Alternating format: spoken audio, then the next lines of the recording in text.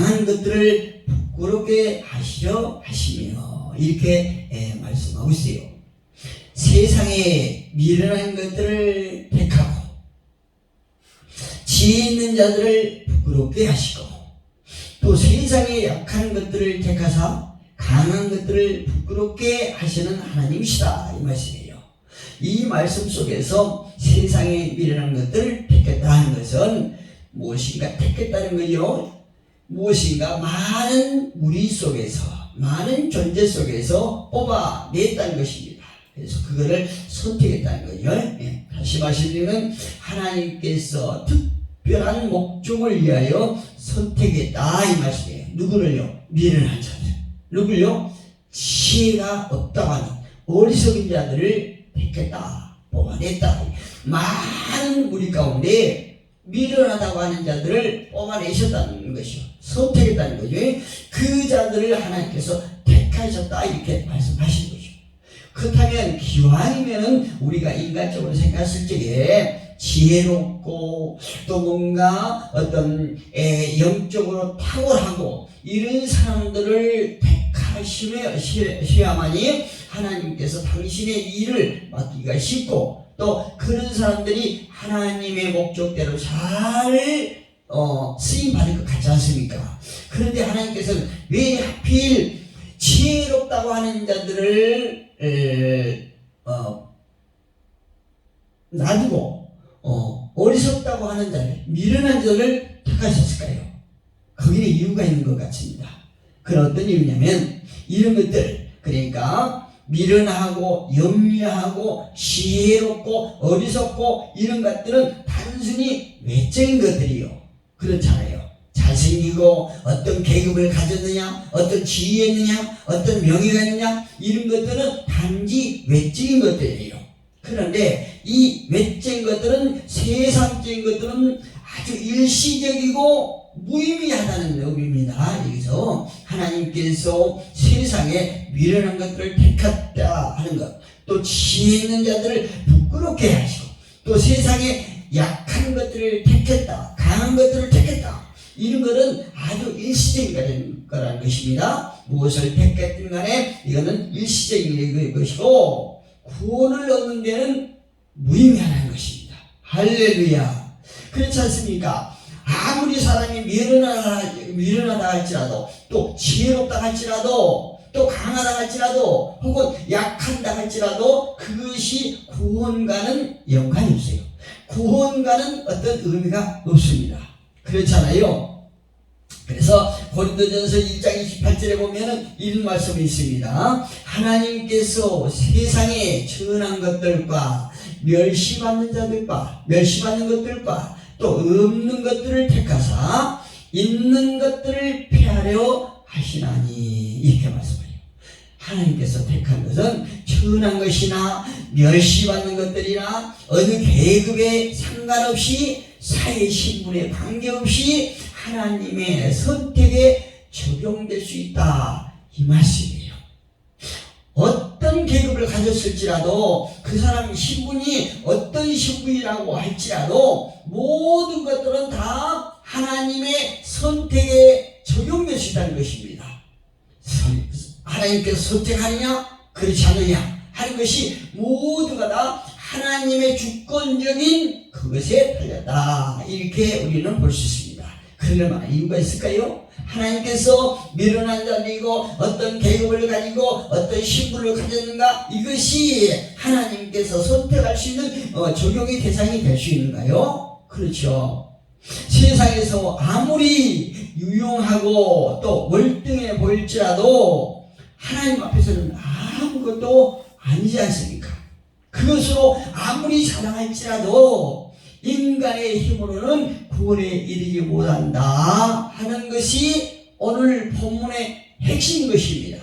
그래서 제가 제목을 약한 것을 인정하라 이렇게 제가 제목을 지었습니다. 쉽게 표현해보면 지혜로움과 어리석은 사이에 벌어지는 역설을 말하겠다는 얘기죠. 본문에 보면요.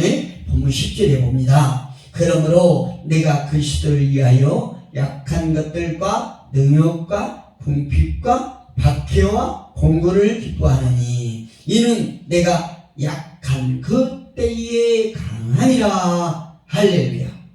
그러므로 내가 그리스도를 위하여 약한 것들과 능력과 궁핍과 박해와 공고를 기뻐하느니 이는 내가 약한 그때의 강함이라. 이렇게 말씀하고 있습니다. 무엇을 말하고 있습니까? 약한 것과 강한 것 사이의 역설을 말하고 있는 거지요. 그렇다면 오늘 본문에서 말하고 있는 참된 강한 것은 무엇일까요? 참된 강함은 첫째가 강할 그때에 곧 약함이라 하는 것을 말씀하고 있습니다. 한번 예를 들어볼까요? 우리가 가끔 한 번씩 산에 올라가잖아요. 등산할 때 정상에 오르면요 반드시 내려올 수밖에 없다는 그런 말과 같은 이치입니다. 네, 산에 올라갈 때 정상을 위해서 열심히 땀을 흘리면서 숨을 허덕이면서 올라가지 않습니까?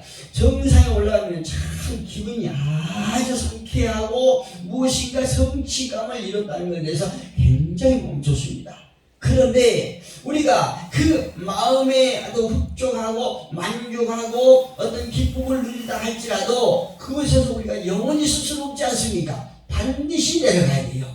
이것처럼 우리가 아무리 어떤 사람이라 할지라도 아무리 거대하고 강하고 거대한 나무에 씨앗이 있을지라도 이미 그 강한 씨앗 그 속에는 약함의 씨앗을 잉태하고 있다는 사실을 말해주고 있는 것입니다.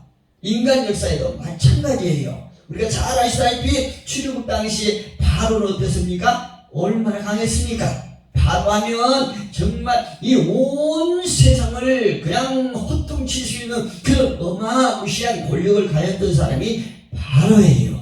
그뿐입니까? 우리가 알고 있는 알렉산드라, 또 네로 황제, 나폴레온, 히틀러나 또 스탈린 이런 사람들은요 역대 강한 자 중에서 강한 자들이었습니다.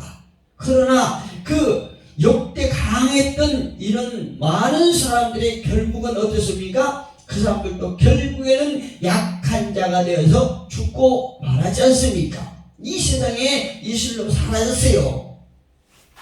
그러나 우리가 또 한 사람을 또 예를 들어보면 삼손 같은 사람은 초능적인 힘을 발휘했던 사람이잖아요.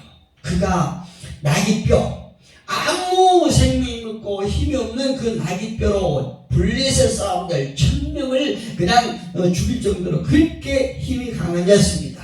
그러나 연약하다고 하는 들릴라라고 하는 그 별 볼 일 없는 여자로 인해서 죽임을 당하고 말았어요. 오늘날 많은 사람들은 물질의 부유함을 누리고 있지만 정신적으로는 얼마나 약한지 몰라요. 그렇잖아요. 우리가 생활해 보면 정말 세상이 부유하고 윤택하고 살기 좋은 시대에 우리가 살고 있습니다. 정말 얼마나 넉넉합니까? 제가 어린 시절에 비해서는 정말 생각도 할 수 없을 정도로 그렇게 부유해지고 윤택해졌어요. 살기 좋은 세상이 됐어요. 그럼에도 불구하고 역설적으로 많은 사람들은 정신분열증, 여러가지 정신병을 앓고 있는 이런 시대에 우리가 살아가고 있다는 것을 우리가 알 수 있습니다. 생활의 윤택함으로 충분한 영양 섭취를 누려서 몸집은 커졌지만 내면은 말할 수 없도록 약한 시대에 많은 사람들이 살고 있습니다. 세상은 눈부시게 발달하고 풍부해졌지만 모든 부자에서 타락이 가고 있다는 사실을 피부로 우리는 체감하면서 살고 있습니다. 예수님께서 산상수훈에서 말씀하시죠. 심령이 가난한 자가 복이 있다. 할렐루야. 우리는 비록 어떤 물질적으로는 부족함이 있을지라도 우리의 심령이 가난하여 하나님의 말씀을 늘 사모하고 즐거워하며 하나님을 찬양하고 이래서 복된 자가 되기를 주님 이름으로 축복합니다. 오늘 사도 바울이 말하는 약할 때 강함되는 것.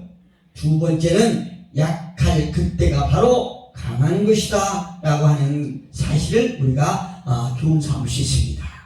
인생의 행복과 불행은요 예측할 수가 없습니다. 지난번에 말씀드렸던 것처럼 돈은 잠을 자지 않는다, 이런 어떤 돈에 대한 애찬을 하는 이런 사람들이 있는 것처럼요, 우리 인생의 행복과 불행도요 예측할 수가 없다는 사실입니다. 그래서 거기에 좋은 말이지요. 세옹지 마라 라고 하는 그런 말이 있습니다. 다시 말씀드리면 불행한 사람이라 할지라도 그 불행이 영원토록 오래가지 않는다는 얘기입니다. 불행한 것이 언젠가는 좋은 행복의 삶으로 바뀔 수가 있다는 얘기입니다.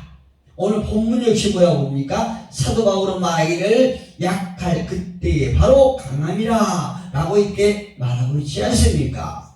우리가 알다시피 사도 바울에는요 육체의 가시로 인해서 많은 고통을 받았던 사람입니다. 그러나 그 고통 가운데도 그가 순간에도 겸손한 마음을 갖고 하나님을 의지하는 모습을 보인 사도 바울의 고백이 바로 약할 그때의 강함이라 이렇게 말하고 있는 것입니다. 역시 이사야 선지자도 저와 여러분에게 소망의 메시지를 주고 있습니다. 이사야 40장 29절을 보니까 피곤한 자에게는 능력을 주시며 무능한 자에게는 힘을 더하시나니 이렇게 말하고 있어요. 우리가 세상에서 자랑할 것이 있다고 생각하십니까? 그러나 그 자랑할 것이 있을지라도 주 하나님을 의지하시기를 주님 이름으로 축복합니다. 따지고 보면요, 바울의 부귀나 권세나 명예에 도취되어 강자로 자처할 때가 가장 위험한 약함이 되지만, 반대로 자신의 약함을 인식하고 겸손할 때 오히려 그것은 강함이 되지 않습니까? 사도 바울이요, 저와 여러분도 사도 바울처럼 우리의 약함을 하나님 앞에 의지하고 우리의 강함이 되시기를 축복합니다. 자신을 이중 인격자라고 매도했던 어거스틴도 인간은 약한 갈대다 이렇게 말했던 파스칼도, 자신을 두 영혼을 가진 자라고 했던 괴테도 모두가 영적으로 또 육체적으로 자신의 약함을 통감함으로 위대한 업적을 남겼던 그런 사람들입니다. 그렇다면 우리가 무조건적으로 약한 자가 강한 자가 되는 것은 아닙니다. 인간의 제한적인 것과 또 인간의 힘으로는 구원에 이를 수 없다라고 하는 겸손한 사실을 아버지 앞에 고백하고 또 주님을 의지할 때 약함이 강함이 된다는 사실을 믿으시기 바랍니다. 우리가 약할 때 강함이 되는 것은 그분이 우리를 보호하시기 때문입니다. 그리고 오직 강함 되시는 예수 그리스도를 믿고 의지하여 세상의 약함이 주님 안에서 강함되는 저와 여러분이 되기를 주님의 이름으로 축복합니다. 기도하겠습니다.